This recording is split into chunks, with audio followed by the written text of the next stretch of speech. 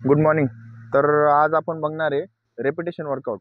Repetition workout हा कसा असतो आणि किती किती सेट मारणं लागते आणि बिगनरनी कसा मारायचा आणि जो प्रॅक्टिसमध्ये आहे त्यांनी कसं मारायचं हे आज आपण सांगणार आहे डिटेल्समध्ये. तर रेपिटेशन वर्कआउटनी सगळ्यात मेन गोष्ट म्हणजे तुमची स्पीड इम्प्रूव्ह होते आणि स्टॅमिना इम्प्रूव्ह होतो. तुम्हाला 1600 मीटरला, 100 मीटरला, 5 किलोमीटरला ह्या गोष्टी ज्या जशी 5 किलोमीटर 1600 100 ह्याच्यानुसार रेपिटेशनची प्रॅक्टिस करायची असते ती त्यांनी तुमची स्पीड इम्प्रूव्ह होते. तर चला आज बघणार आपण रेपिटेशन वर्कआउट. तर पहिले आपलं स्ट्रेचिंग आणि नॉर्मल जॉगिंग करून घेऊ, त्याच्यानंतर आपण रेपिटेशन वर्कआउट करू. चला.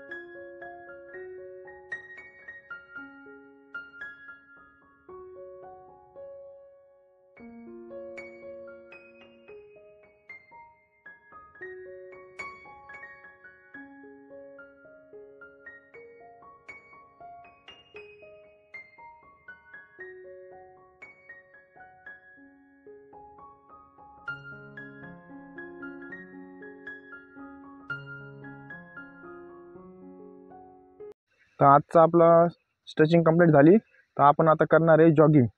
1 ते 1.5 किलोमीटर जॉगिंग करू आज आणि त्याच्यानंतर आपण रेपिटेशन वर्कआउट करू. रेपिटेशन वर्कआउट नवीन बिगनर असते त्यांच्यासाठी हा नॉर्मल वर्कआउट आहे. पहिले 40 मीटर, मग 60 मीटर, मग 100 मीटर, ह्याचे 5-5 3-3 4-4 जसं तुमची स्टॅमिना असेल, कॅपॅसिटी असेल तर तुम्ही सेट मारू शकता. आणि पण प्लस एक पॉईंट त्याच्यात, पहिले रेपिटेशन मारायच्या आधी 10 स्कॉट मारायचे, मग रेपिटेशन चालू करायचे. हे नक्की बघू आपण. चला. तर 2 किलोमीटर आपला जॉगिंग कंप्लीट झाली. ह्याच्यानंतर आपण आता रेपिटेशन वर्कआउट करणार आहे. तर थोडासा 10 ते 20 सेकंदाचा गॅप घेऊन आपण वर्कआउट चालू करू. तर चला.